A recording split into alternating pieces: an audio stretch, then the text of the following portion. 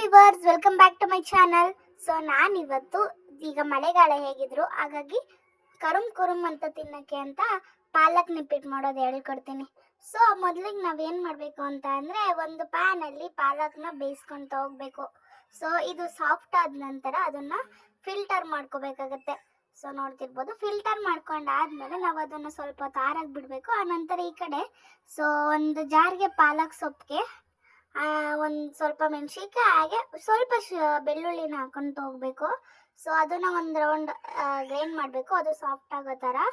So soft ಆಗೋ ಥರ grind ಮಾಡ್ಕೊಂಡಾದ ನಂತರ ನಾವು ಅದನ್ನು ಒಂದು ಬೌಲ್ಗೆ ಮಿಕ್ಸರ್ ಮಾಡೋಕ್ಕೆ ಹಾಕ್ಕೊತ ಹೋಗ್ಬೇಕು. ಸೊ ಅದನ್ನು ಒಂದು ಸೈಡ್ ಇಟ್ಟಾದ ನಂತರ ಈಗ ಇನ್ನೊಂದು ಬೌಲಲ್ಲಿ ನಾವು ಒಂದು ಸ್ವಲ್ಪ ಮೈದಾ ಹಿಟ್ಟು ಹಾಗೆ ಸ್ವಲ್ಪ ಕಾರ್ನ್ಫ್ಲವರ್ನ ಹಾಕ್ಕೊಂಡು ಆನಂತರ ಅದಕ್ಕೆ ಸ್ವಲ್ಪ ಒಂದು ಬೌಲಷ್ಟು ಕಡಲೆ ಹಿಟ್ಟನ್ನ ಹಾಕ್ಕೊತ ಹೋಗ್ತೀನಿ. ಸೊ ಕಡಲೆ ಹಿಟ್ಟು ಹಾಕೊಂಡ ನಂತರ ನಾನು ಅದನ್ನು ನೀಟಾಗಿ ಮಿಕ್ಸರ್ ಮಾಡ್ತಾ ಹೋಗ್ಬೇಕು.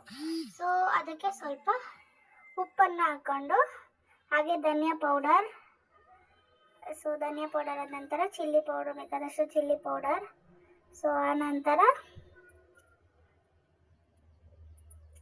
ಸೊ ಸ್ವಲ್ಪ ಕಸೂರಿ ಮೇಥಿ, ಆನಂತರ ಸೊ ನೋಡ್ತಿರ್ಬೋದು ಅದ್ರ ಜೊತೆಗೆ ಸ್ವಲ್ಪ ಸಾಲ್ಟನ್ನು ಹಾಕ್ಕೊಂಡು ನೀಟಾಗಿ ಮಿಕ್ಸ್ ಮಾಡ್ಕೋಬೇಕು. ಆ್ಯಂಡ್ ಚಾಟ್ ಮಸಾಲನ ಹಾಕ್ಕೊಂಡು ಹೋಗ್ಬೇಕು.